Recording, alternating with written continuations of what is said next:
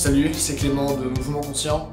J'ai l'impression que la plupart des gens n'aiment pas les échauffements. Et du coup, beaucoup de personnes disent « Ah là là, pourquoi je suis obligé de faire cet échauffement? Pourquoi je peux pas simplement commencer à faire ma putain de séance? Pourquoi je peux pas simplement faire le truc qui me fait réellement plaisir, la raison pour laquelle je suis venu dans cette salle? Pourquoi ?»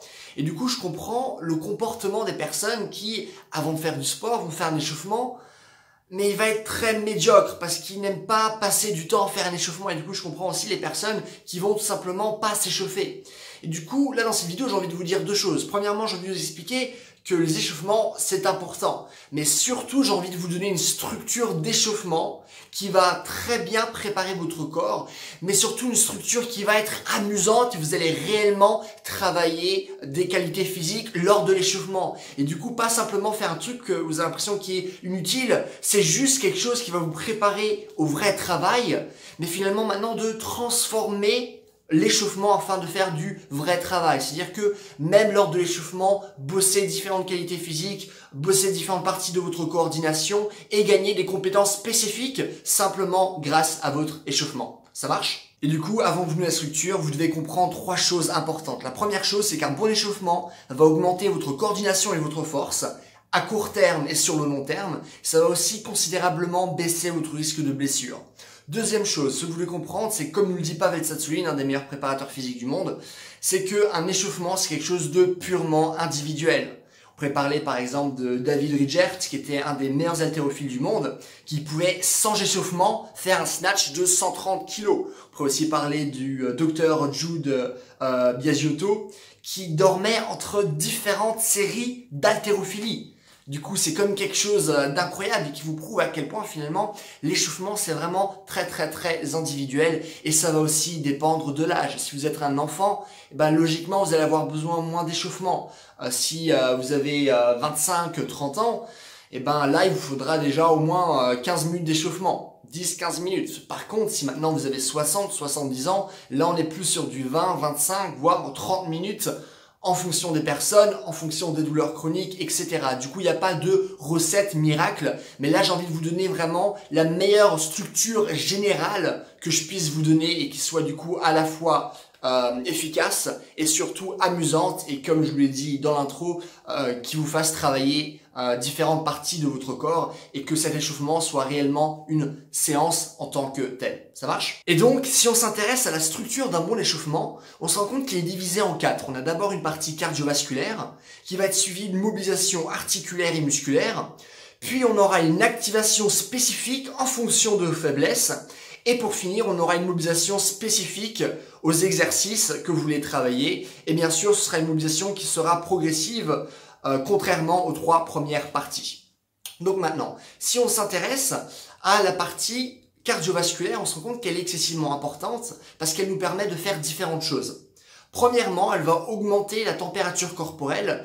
Elle va aussi améliorer la manière dont vos différentes surfaces vont glisser entre elles. Ce qui est vachement cool parce que, comme vous pouvez vous en douter, ça va considérablement baisser votre risque de blessure. Donc ça, c'est une bonne chose.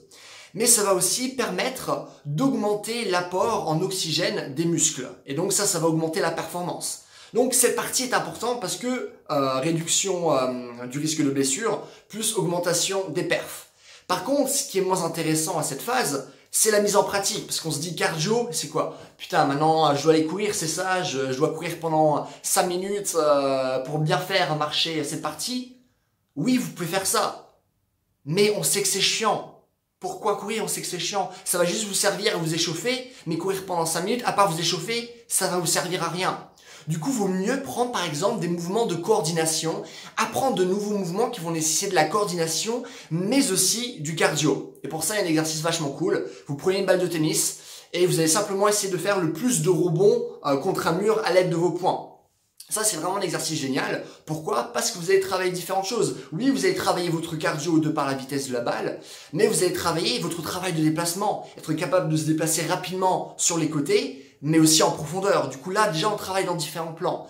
Ça va aussi vous permettre de travailler votre vision, de travailler la précision de votre geste, être capable de bien frapper la balle au bon endroit au niveau de votre poing pour pas que votre balle aille sur le côté, qu'elle aille bien droit sur le mur. Ça va aussi vous aider à gérer votre force. Et du coup, non seulement on va travailler le cardio, mais aussi vous allez développer de nouvelles compétences qui vont vous servir dans notre sport. Et ça, c'est vachement cool. Et là, l'échauffement commence à devenir intéressant. Faire plein de mouvements différents. Allez sur le net et regardez chaque petit nouveau mouvement que vous pouvez apprendre. Vous pouvez apprendre à jongler, vous pouvez apprendre à faire de la corde à sauter, vous pouvez apprendre énormément de choses. Et à force d'apprendre de nouveaux mouvements lors de l'échauffement, et ben au bout d'un an, votre répertoire moteur va beaucoup augmenter. Donc ça, je trouve ça vraiment très intéressant. Voilà pour la première partie. Concernant la deuxième partie, la mobilisation articulaire et musculaire, il y a deux choses que vous devez garder en tête. Si vous voulez réellement préparer une articulation ou un muscle, un effort, il faut le faire avec une certaine intensité. S'il n'y a pas un certain stress mécanique, vous préparez à rien. Or, je vois beaucoup de personnes, par exemple, pour échauffer leurs poignets, qu'est-ce qu'ils vont faire? Wouh, j'échauffe mes poignets. Ça, c'est vraiment prof de sport basique, j'ai l'impression. Vous échauffez pas vos poignets comme ça, vous vous rendez compte? Il y a zéro résistance à ce que vous faites ça. Vous faites ça et après, vous comptez faire du développé couché à 90 kg et vous pensez que c'est ça qui va échauffer vos poignets? Bien sûr que non. Et du coup, il faut une certaine intensité. Du coup, si vous voulez travailler vos poignets, par exemple, eh ben, il y a plein d'exercices que vous pouvez faire au sol qui vont davantage mobiliser vos poignets. Ça marche? Du coup, ça, c'est une première chose. Une deuxième chose, c'est que lorsque maintenant on va s'intéresser plus à la mobilisation musculaire, vous pouvez mêler ça aussi avec du travail de mobilité. Pourquoi? Parce que faire du travail de mobilité, ça va instantanément augmenter votre amplitude musculaire. Travail de mobilité, c'est pas travail de souplesse. Travail de souplesse, on s'intéresse aux muscles. Travail de mobilité, on s'intéresse davantage aux articulations. Même si on peut aussi s'intéresser aux muscles.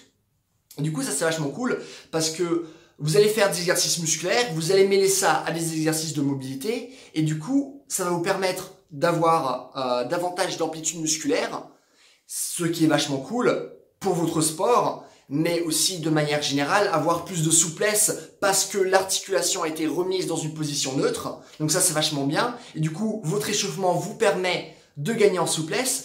Et ça va aussi vous permettre par la suite de gérer davantage des douleurs chroniques parce que l'articulation est mal placée et sur le court terme, d'avoir une articulation qui est remise dans une position neutre, ça va vous permettre de faire davantage de mouvements. Si par exemple mon articulation est dans cette position, j'ai pas beaucoup de mouvements que je peux réellement faire, je peux faire ça, ça, mais c'est tout. Par contre, si mon articulation est dans une position neutre, maintenant, je peux aller vers le bas aussi. Je peux aussi aller sur le haut, je peux aller sur le côté, etc. Alors que lorsque mon articulation était mise dans une position déjà fixe, eh ben, ça me donnait déjà un mouvement en moins. Du coup, dès que vous remettez vos articulations dans une position neutre, eh ben, ça va augmenter vos performances par la suite. Parce que vous allez avoir une plus grande marge de mouvement, une plus grande amplitude musculaire. Du coup, non seulement pour l'exercice que vous allez faire là maintenant, ça va beaucoup vous aider, mais ça va aussi beaucoup vous aider pour votre corps de manière générale, être plus souple, mais aussi réduire les blessures chroniques. Donc ça, c'est vachement cool. Ça, c'est la deuxième partie. Troisième partie, ça va être l'activation spécifique en fonction de vos faiblesses. Un exemple que je vois souvent, c'est les personnes qui font des pistol squats. Eh ben, se blessent lorsqu'ils essaient de faire des pistol squats. Pourquoi? Parce que même si en soi, ils ont la force pour le faire, ils n'ont pas la coordination spécifique pour le faire parce qu'ils n'engagent pas les bons muscles lors du mouvement.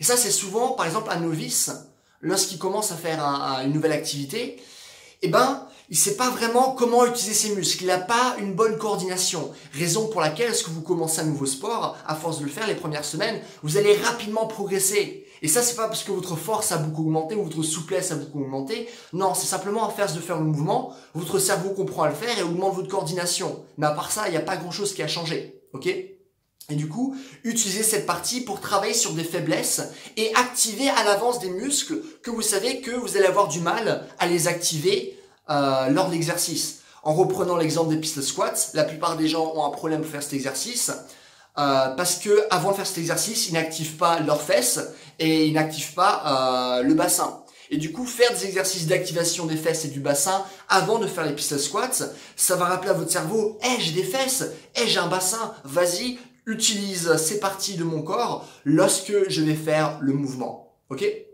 Donc, ça, c'est la troisième partie.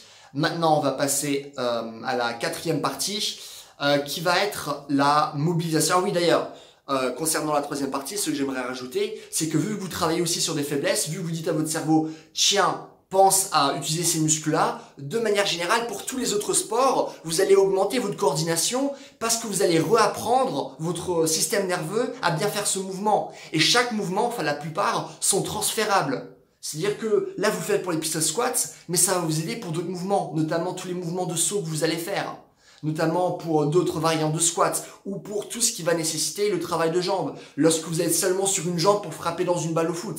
Vous voyez? Du coup, travailler dessus lors des échauffements, ça va vous aider sur le court terme pour les exercices que vous allez faire, mais sur le long terme pour d'autres performances que vous allez pouvoir faire. Ok?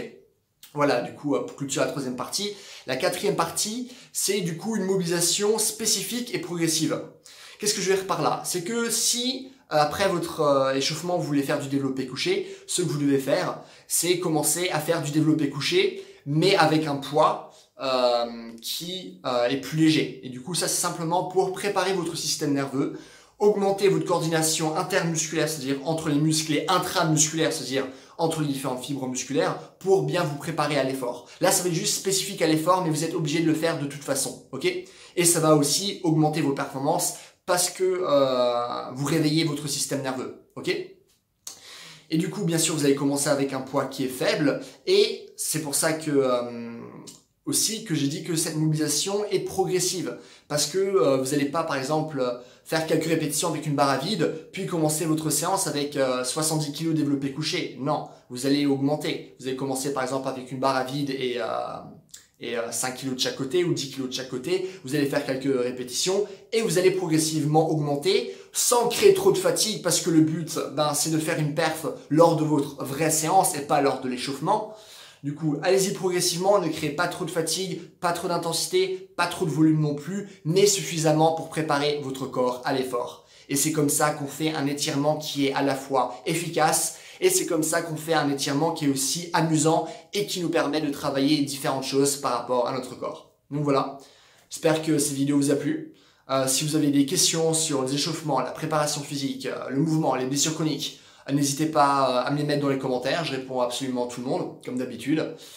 Et donc voilà, si vous avez aimé la vidéo, n'hésitez pas à me mettre un j'aime pour que ma vidéo soit mieux répertoriée. N'hésitez pas aussi à vous abonner si vous voulez voir davantage de vidéos du genre. Si vous voulez du coaching en présentiel sur Paris, et du coup réellement me voir, et moi qui vous aide à réellement atteindre vos différents objectifs sportifs, travailler votre souplesse, votre coordination, votre force, votre endurance, apprendre à faire des mouvements compliqués, apprendre à réellement avoir un corps qui est solide et qui sait répondre à différentes situations, n'hésitez pas à aller sur mon site. Tous les liens sont dans la description, comme d'habitude. Et ça marche aussi pour le coaching en ligne, pour les gens qui ne sont pas sur Paris. Et voilà, en attendant, je vous souhaite une bonne journée et à bientôt. Bye!